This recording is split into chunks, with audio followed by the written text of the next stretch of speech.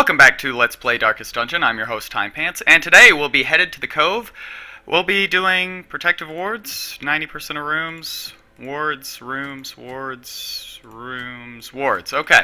I took a little bit longer there than probably necessary to arrive at my decision, but this is, well, I've heard the new Cove is pretty difficult. It's my understanding that of all of the monsters that have gotten buffs, or to use the common parlance these days, or at least Red Hook's preferred terminology, riders. They've added riders to we're going to be taking just one.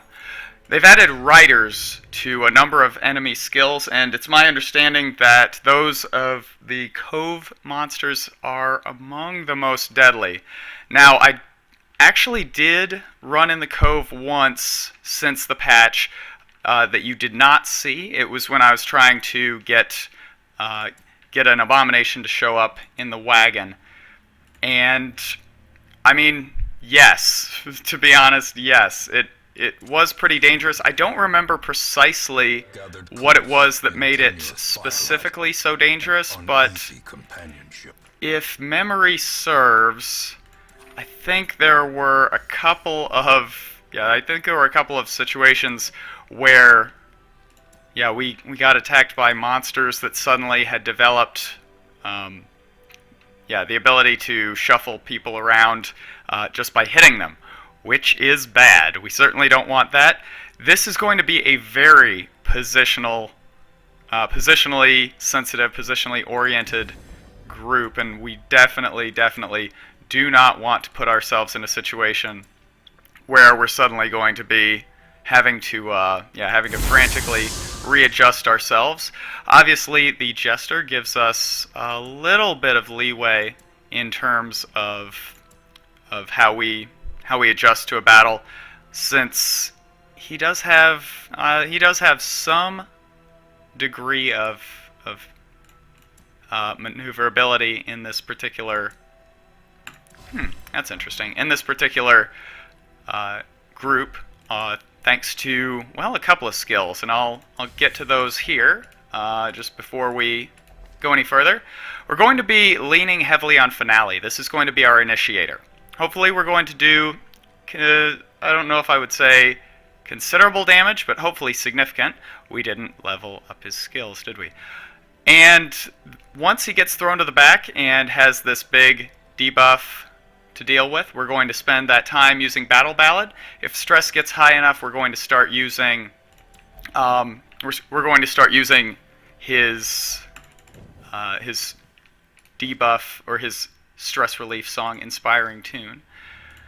I think this is an interesting party. I'm not sure if I would say strong. I mean, these two are definitely, they're definitely on the stronger side. I mean, I think we've got to go with this. I think it is pretty well established that I think the Hellion is the best class in the game because, I mean, good grief. She does hit like a truck. She has decent hit points, and her battle skills are very, very well-rounded. She's just loaded for bear. But I do think that we get some unique synergy from this party. We have a minus stress damage buff, thanks to our Jester here, and we do have the ability to hopefully manage stress with more crits, thanks to what we're going to be getting from Battle Ballad. So let's see how this all goes. We're definitely going to want to, how do we want to do this? I'm probably going to ditch Vulnerability Hex here in the next battle. Please remind me that I need to ditch Vulnerability Hex. And we can. That was not nearly the kind of damage that I was hoping for. A stun would be nice, and that would definitely, put us in position here where we don't have to worry about getting blown up by a one of those big nasty swings, and good. All right, we've got at least one down, and this guy becomes much more accessible now. So, you know, honestly, that damage still isn't terrible. I mean, it's not good, but it isn't terrible. But hopefully this is going to be an opportunity for us to get a bunch of stress relief here by way of crits. And also, if memory serves, that is so much stress. If memory serves, yes, we get an accuracy bonus from him using that as well, which is, I mean, that's really nice. Since I kind of worry that our accuracy is a bit lacking overall. I feel like we've had to make some sacrifices here for some different pieces of equipment on our occultist especially, I think. And let's see here. He still has that minus damage debuff. I think it's worth continuing to swing. If he does get a crit, that's like 12 or 13. 12 or 13 damage. And yeah, now we're actually looking pretty good. Well, that isn't specifically, but yeah, this is good. And I think I will go ahead and maybe just do away with the Jester's, with the Jester's slash attack. Maybe. See, I'll have to think about that. Like, I don't want to lose either of them, like, permanently, you know? So it's kind of difficult. Like, I'd like to have both in every combat that I'm in.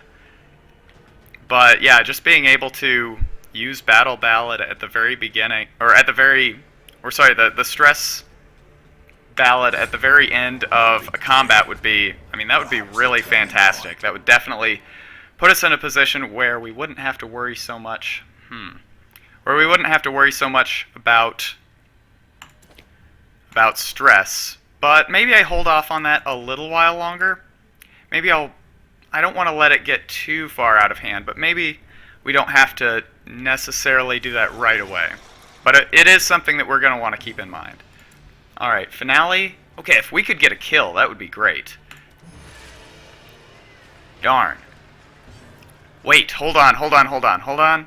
Beast Spile, 4 and 4. Aha. Hey, you know, if you kind of think about it, if you kind of have a battle plan, you know, you can actually get some pretty good mileage out of just, you know, that little dot there. This is troubling. Like, I do feel like perhaps they have gone a little bit too far on increasing the stress amounts. I don't think that's unreasonable. Like, the amount of stress that we take from just a single one of those stress attacks is, I mean, it's staggering, honestly. Like, what is it? 20, yeah, we're getting something like 23 to like 50 some damage, like stress damage. Okay, so yeah, we're definitely going to start. Yeah, we're definitely going to start using the stress relief song here. This could get out of control. I mean, we are very early on in our dungeon now, and yeah, I really feel like we could stop there. There is a long way to go before we have any sort of reprieve or any sort of chance to rest up and get back in fighting shape. Actually, I would argue that we have really no such opportunity. And we're so early in the dungeon yet that I don't even know if I want to drop the holy water, because we do have a chance to, yeah, we do have a chance to maybe make use of this and get a big buff. I don't want to eat our food yet either, so maybe we drop the anti-venom. Oh, you know I don't want that. Come on. Alright. I don't know how computers work. So, so this past weekend I actually went to a Street Fighter tournament. I was in Capcom Cup. Maybe you didn't notice. Yeah, my tag that I use is Punko. I did really well. No, I went to one in Kansas City actually, and I didn't do very well. Not at all. I did not do very well. Whoops. Okay. There's some stuff I need to take care of here. Yeah, I didn't do very well. I went 1 and 2. Although I would say it's still kind of refreshing. I've only gone to 2 tournaments since coming back to the U.S. The first of which I went 0 and 2, and that was really embarrassing. Like, I played some really good people, but you still, nobody ever wants to go 0 and 2, right? But yeah, I went 0 and 2, but I had a good time, and yeah, I actually got to get on the microphone and do commentary, so I even got to inflict my voice on whoever was listening into the stream. And it was really good. Like, if you've never been to a fighting game tournament before, at least, I'm sure communities vary dramatically from one place to another, so I certainly can't speak with any kind of authority on what what things are like outside of Kansas City. But yeah, really good people, had a lot of fun, had a great time doing commentary, even at the expense of the poor ears of the people who are listening in. I'm sorry if that happened to include you. Yeah, it was really a good time. I got to play with some really good people. Like, I know the players in Kansas City aren't like world class, but yeah, still there are some people out there who, when they're talking about fighting games and they're explaining things on like the highest possible level, and they're talking to you like they assume that you're very competent or proficient, or at the very least have some basis of knowledge that even remotely approaches their own, which I would say in my case is probably a bit generous.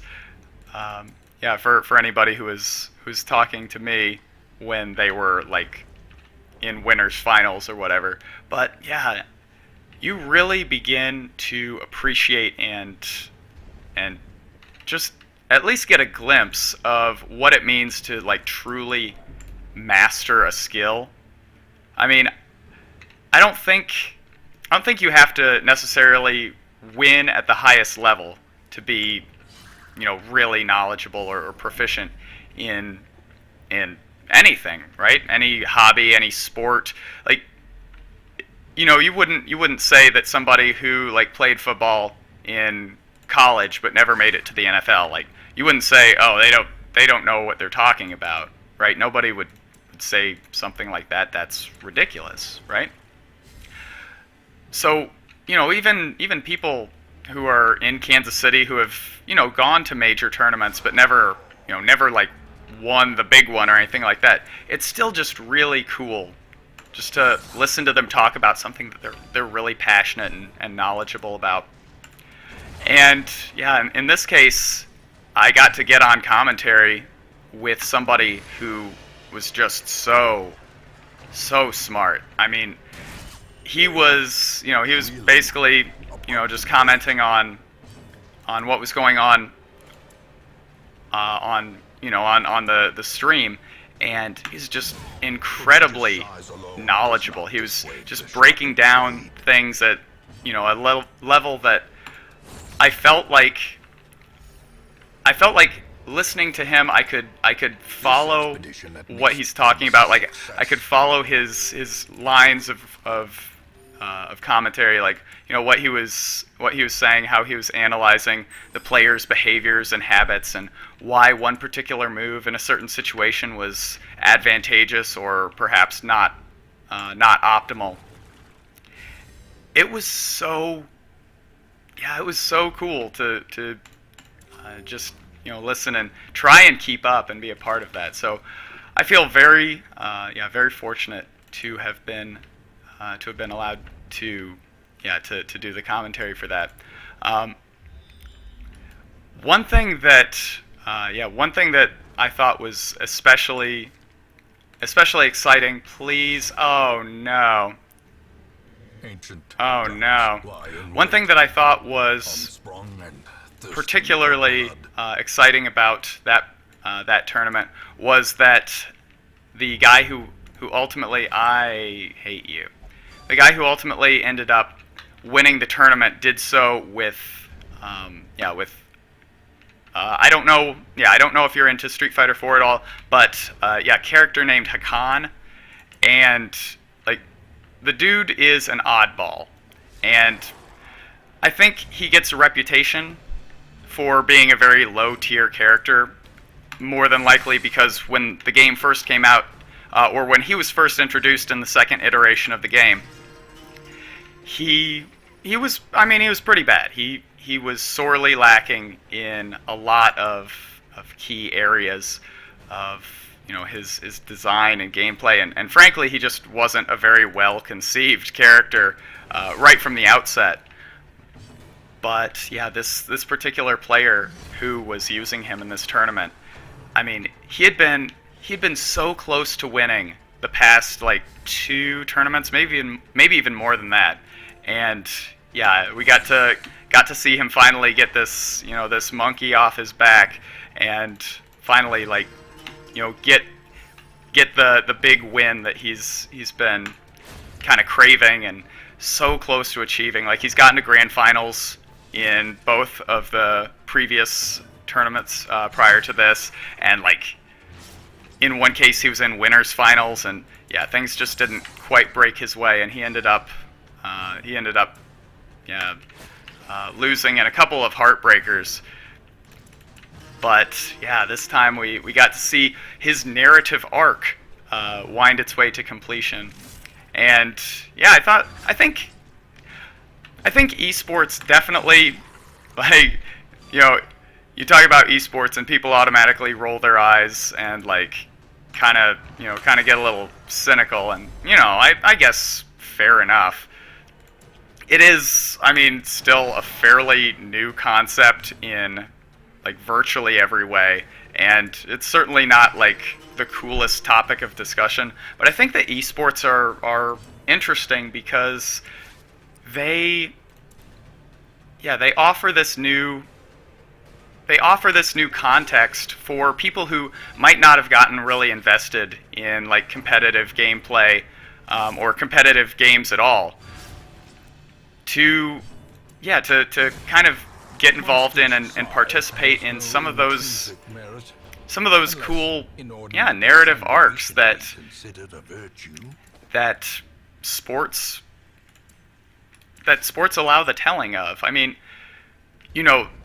things like long-term rivalries, winning streaks, losing streaks, slumps, having that one player that you can never beat, that is unscripted drama that really doesn't exist in many other dramatic contexts, at least in the way that it can be told in a sporting event or in competition in general.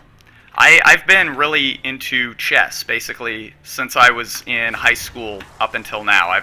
I've always tuned in for the World Championships. I went to state back in high school. I went to nationals a couple of times, and I actually took 3rd place in state in the state of Missouri for chess back when I was a kid. And, like, that was for me a bit of a resolution to my own personal narrative arc. I started out in the chess club as a freshman, and I I think I lost like 30 games in a row before I won one. And finally, finally, I get that big win my freshman year, and that's it. I've got my first win. Right now what? Like I'm improving. I'm clearly getting better. I'm a stronger player now, and all of that. I did not mean to do that. I really didn't mean to do that. But yeah, it was good grief. Why? But yeah, it was exciting then when my very last time going to state my senior year, I went from being the guy who like never won and was basically just a giant load on the team to having a meaningful impact and placing that year, I think the best for our school. That sort of development, that sort of transition, I mean, that exists on every level of sports, of competition, right? This evolution from start to finish. I ditched the torch because this is not a party that can beat a Shambler. But yeah, the ability to tell those stories along that kind of a timeline of 4 years with genuine ups and downs and heartache and uncertainty. For example, getting 4 heels of 1 in a row, that's uncertainty, right? We couldn't have possibly planned for that at all. This is really bad. But yeah, those esports, I think, okay, perhaps deservedly gets kind of a bum rap for being a breeding ground for the nerds, the undesirable ones. But by the same token, it does allow for perhaps a demographic that had been underserved and the ability to I'm gonna do it. And the ability to participate and engage in that sort of drama. It gives them a chance to actually be a part of that and see and find some of the joy in it that perhaps may not have seemed all that engaging. Oh, sports ball. You mean that stuff that that waste of time? Like who thinks that it's a good use of anybody's time to like chase a ball around like a field? Like, good, way to go, right? Like, I can understand the cynicism. I used to feel the same way until I really started to like follow football and start seeing that it's not just about a bunch of meatheads like battering each other into submission, but the fact that it is basically like a high-speed chess game where the players, sort of performing at their optimal level, are basically just pieces in a giant high-speed chess game that the coaches are commanding to execute on these plays that they think will outwit the opposing coach. Really, as much credit as the players on the field get for their own individual contributions, and I mean, don't get me wrong, like playing football at the professional level is insanely difficult. But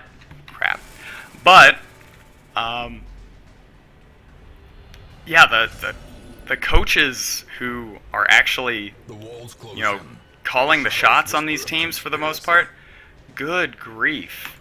I mean, they really have a difficult and really underrated or underappreciated job in trying to outwit each other and get these teams to understand and buy into the system that they're trying to run. So when I watched the Capcom Cup yesterday, which if you're not aware, the Capcom Cup is it's the culmination of an ongoing Street Fighter 4 competition. It started I think at the start of this year. I mean, it has run for a very, very long time, and during all of this time, different players were going to these tournaments all over the world.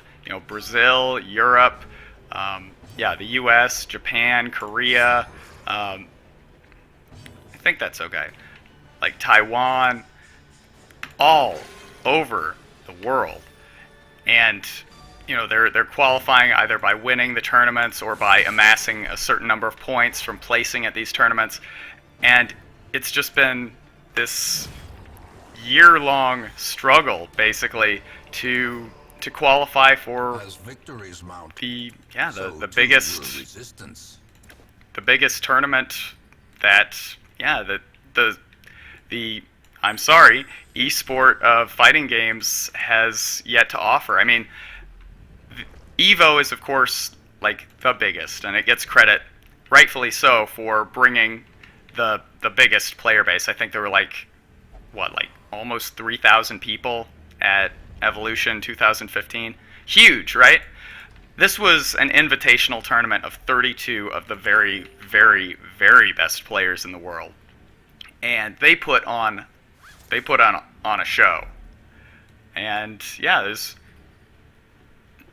one player in particular, Daigo, who's probably the closest thing that our sport, quote unquote, has to a Michael Jordan.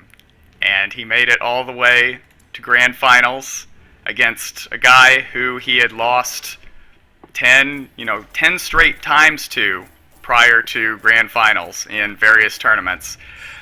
And he puts together this amazing run where finally he starts winning games, and then he loses at the very end.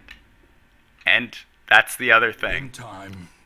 Sports drama, competitive drama, has one thing that most narrative pieces don't, and that's where the underdog sometimes loses. So I'm just kind of on a esports kick right now for some reason, because I'm a hopeless nerd. But anyway, I hope you enjoyed listening to me rant about what did I talk about? Probably nothing. But thank you very much for tuning in. It was a pleasure, and I'll see you next time. Bye.